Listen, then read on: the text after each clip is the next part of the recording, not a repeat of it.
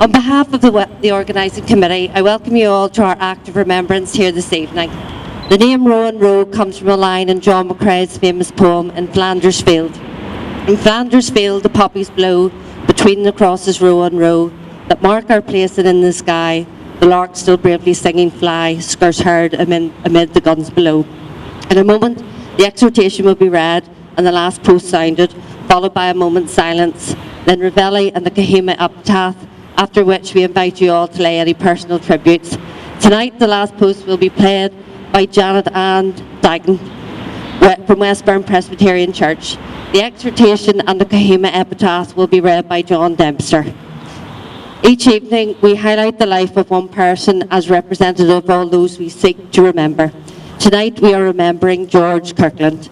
Information sheets with his details can be collected from the organising committee. The profile tonight will be read by Joel Spence. Lieutenant George Kirkland,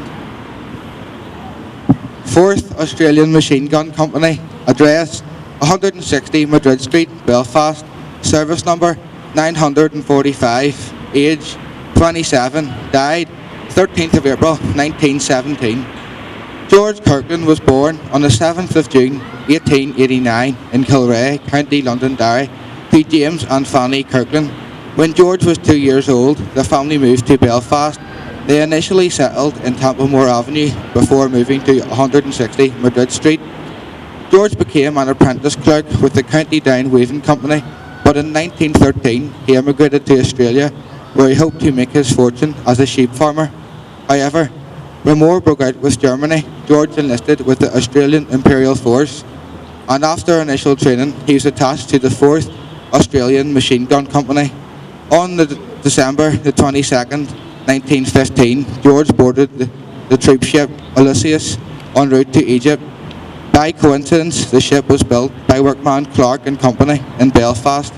On the 25th of October 1915, George landed on the Gapalia Peninsula at Anzac Cove. He was badly wounded on 2 occasions during the campaign, but before the British and Australians withdrew their forces in December 1915, George was now a 2nd lieutenant. On the 1st of June 1916, George arrived in France. On the 1st of July 1916, he received shrapnel injuries from a trench mortar bomb and was evacuated back to England for treatment. George visited Belfast while confiscating and, in August 1916, married May Calderwood in Fisherwick Presbyterian Church. May's father owned a shop at 248 Newtonards Road. George, now a lieutenant, rejoined his unit on the 11th of April 1917, and in the Battle of Belcourt, he was badly wounded and taken prisoner. George died of his wounds on the 13th of April 1917. George's wife May gave birth to their daughter Frances Annette. After he was killed, Frances never knew her father, and George never held his daughter. The tragedy and sadness of war, George Kirkland is buried at Hem Leggett Civilian Cemetery at Cambria and is commemorated in Westbourne Presbyterian Church, lest we forget. We now join together in a simple act of remembrance, as in the silence we recall those who have gone before and fought for the freedoms we enjoy today, especially those who sacrificed their all. We also recall those friends and family who have impacted our lives through their love and care of us. East Belfast remembers them all.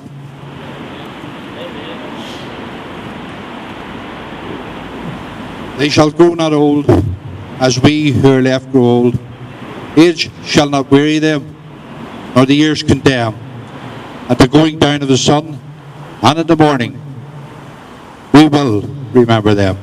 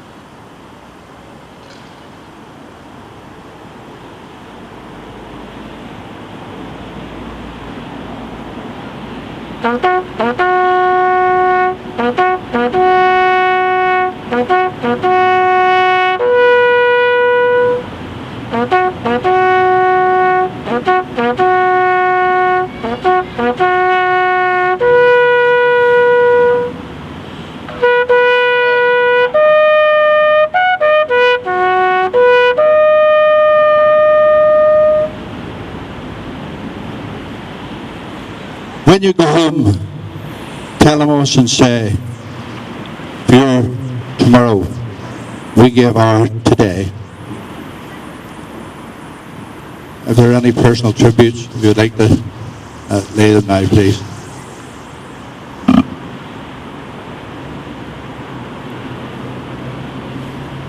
Thank you all for sharing with us tonight. And may I remind you there are barrels here at the front for donations for the Royal British Legion Poppy Appeal. Safe journey home, everyone.